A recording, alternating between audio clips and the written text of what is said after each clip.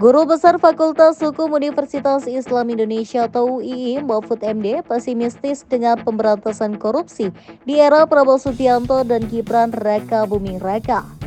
Mahfud mengaku belum melihat seperti apa pemberantasan korupsi yang akan dilakukan oleh pemerintahan ke depan. Dia merasa belum ada langkah-langkah sementara yang sekarang dilakukan menuju pembentukan pemerintahan baru terkait penguatan pemberantasan korupsi. Termasuk belum ada indikasi apa yang akan dilakukan Prabowo Gibran terhadap Komisi Pemberantasan Korupsi atau KPK. Saya malah masih agak pesimis kalau seperti ini nanti akan lemah. Dibuatkan lagi undang-undang untuk melemahkan. Yang sudah kuat nanti diuji ke MK. Yang uji ke MK itu tidak harus semuanya, tidak bisa menggunakan tangan orang lain. Mantan Ketua Mahkamah Konstitusi atau MK ini melihat KPK saat ini sudah bisa dikatakan disfungsi atau semacam formalitas saja.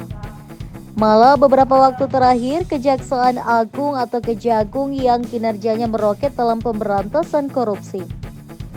Sedangkan KPK yang dulu pernah memegang peran utama dalam pemberantasan korupsi sudah kehilangan taringnya. KPK ini sekarang seperti itu terus mau diapakan? Apa yang akan dikerjakan oleh pemerintahan Pak Prabowo dan Gibran? Saya belum melihat langkah-langkah apa sih untuk memberantas korupsi untuk menegakkan hukum, ucap Mahfud. Dia mengingatkan hari ini pemberantasan korupsi merupakan salah satu harapan yang paling diinginkan masyarakat. Bahkan banyaknya kasus korupsi belakangan sangat menghantui dan mencemaskan bangsa. Meski demikian, mantan Menko Polhukam ini mengaku senang dengan pernyataan-pernyataan Prabowo Subianto selama kampanye. Antara lain tentang membangun bangsa, menyelamatkan negara, dan memberantas korupsi.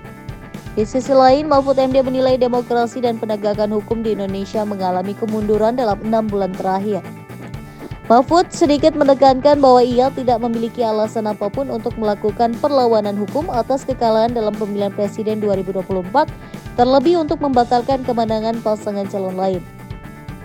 Namun menurutnya, demokrasi dan penegakan hukum di Indonesia memang mengalami kemunduran terlepas dari kekalahannya dalam Pilpres. Sekarang ada yang bilang demokrasi itu transaksional, itu cukup luar biasa. Kemudian mobilisasi masyarakat oleh institusi resmi negara juga tidak bisa disembunyikan. Meskipun hukum formalnya mengatakan itu tidak ada, tetapi masyarakat dan kita semua merasakan itu, ucap Mahfud. Mantan Ketua MK ini juga mengaku merasa cemas dengan masa depan hukum di Indonesia. Sebab selama 6 bulan terakhir dia melihat potensi bahwa hukum bisa diubah berdasarkan kepentingan sekelompok elit yang sedang berkuasa. Ia mencontohkan polemik pencalonan putra sulung Presiden Joko Widodo, Gibran Raka Buming Raka, dalam kontestasi Pilpres 2024 sebagai calon wakil presiden yang dinilai banyak pihak yang melanggar hukum konstitusi karena tidak sesuai syarat usia pencalonan presiden dan wakil presiden. Mantan Menko Polhukam itu khawatir bahwa hukum yang diubah seenaknya itu lantas menjadi tradisi politik ke depannya.